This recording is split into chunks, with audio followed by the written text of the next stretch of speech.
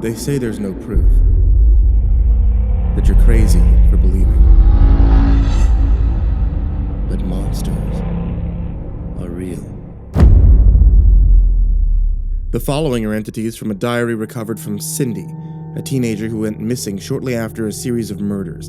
It is unknown what role she played in the incident, but the journal entries have revealed a look into the mind of a troubled youth. Names and locations have been changed to protect the survivors, out of respect for the dead. The event remains unchanged. September 8th. I wish I was invisible. I guess you could say I've been having trouble adjusting to my new school. Already on my first day, one of the mean girls singled me out. "Looks like we've got some fresh meat," she said before knocking my books on the floor. Her name is Katie, and I have a feeling she's going to be on my case all year. I swear that girl is a psychopath. Like, you already have it all, Katie, so why are you bullying me? Mom screamed when she saw my sweater had been ruined. I wish I could tell my mom about Katie, but she's never been the supportive type. The strong are going to prey on the weak, and you, my dear, are weak. She's just mad she raised a loser. She wishes Katie was her little girl, not a freak like me. September 14th. A cheerleader introduced herself to me today. She's so pretty, but there's something about her that I just can't put my finger on. She seems different from the other girls in school. The cheerleader told me that she's seen how Katie and her friends have been treating me, and she's willing to offer a way to help. Do you want to be a sheep, or do you want to be a wolf? What is that supposed to mean? September 19th. Oh my god. I don't really have words to describe the kind of insanity I witnessed today. I was cutting through the alley behind the movie theater on my way home when I heard the voice of Lisa Brown coming around the corner. I panicked because I remembered that she and Katie were telling people that they were going to beat me up if they saw me out of school, so I ducked behind some trash cans and just prayed she wouldn't see me. Well, Lisa saw me hiding and then cornered me. I was positive I was going to get whooped, but then the strangest thing occurred. The cheerleader girl appeared and walked over to us. She was wearing a necklace with a little vial on it. At the time, I thought it was just decorative, but I think it had some kind of drug in it. She pulled the cork and then, well, that's when things went insane. The whole thing feels like a dream. I felt a rage overcome me, a primal instinct of sorts, and it was intoxicating. I couldn't help but give into it. I felt myself begin to transform into something else. It is so weird to write this. I had become more beast than human. And for the first time, I felt like the best version of myself. And here's the scary part. When I came to, I was standing over the corpse of Lisa Brown. Her body had been mauled, and scariest of all, I think it was me who did it. Am I going to jail? September 20th. Everyone at school is talking about how Lisa is missing.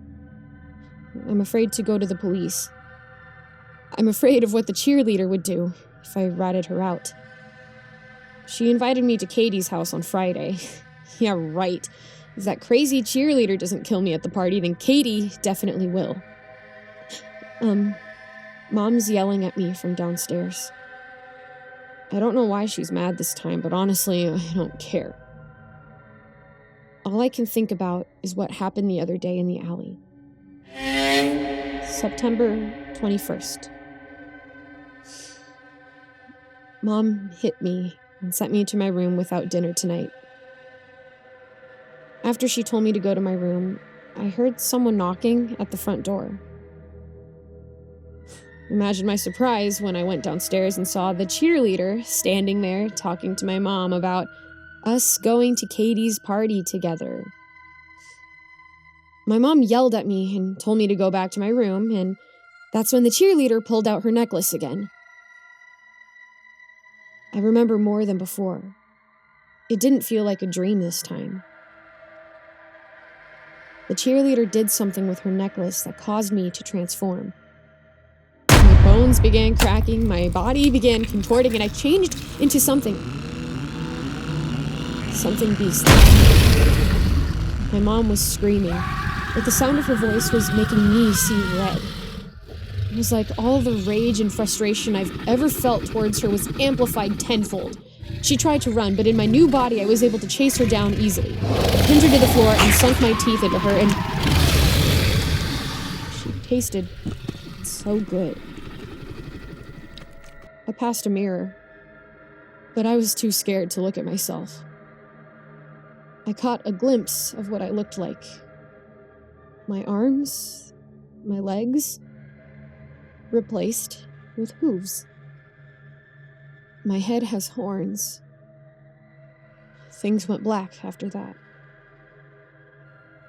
When I changed back into myself again, the cheerleader was smiling. My mom's corpse was barely recognizable. The stem of her martini glass was shoved through her skull, her eyes gouged out, her arms broken. I began to panic and couldn't breathe. I had killed the woman who birthed me, who had fed me, the woman who would judge me, who would always call me weak and yell and hit at me, and she was gone. I don't want to admit it, but I felt guilt for suddenly feeling so free, and I want to feel like that again. The cheerleader said, "Katie's party is tonight. Want to be my +1? I'd love to be your +1, I said to the cheerleader. September 22nd. So much blood, so much death. And it was also cathartic. The power hasn't gone away yet. Not entirely. I still feel it flowing inside me. I went to the party. I didn't even think to ring the doorbell. Katie's face when I walked in. You should have seen it. Katie and her friends were getting ready to pounce on me when the cheerleader approached. She pulled out her necklace, and the transformation took place. It was quicker this time, smoother. Maybe because I didn't fight it. Everyone at the party screamed. They ran like scared little sheep. And I hunted them all. I remember it all so vividly. They shrieked, they bawled, they begged for mercy. And I slaughtered them anyway. The best was Katie. I had saved her for last. She locked herself in the bathroom, but that wasn't going to stop me. I can still picture the look of terror on her face as I stalked her. Such a beautiful sight. I can still hear her screams. How divine they sounded. I can taste her flesh, her blood. And I wish I could savor it forever.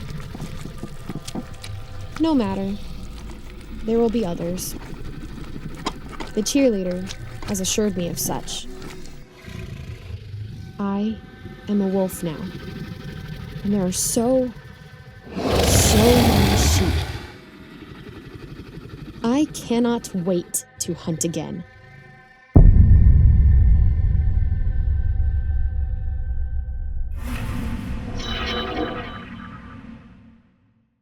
Watch new vids every Monday, Wednesday, and Friday, only on Crypt TV.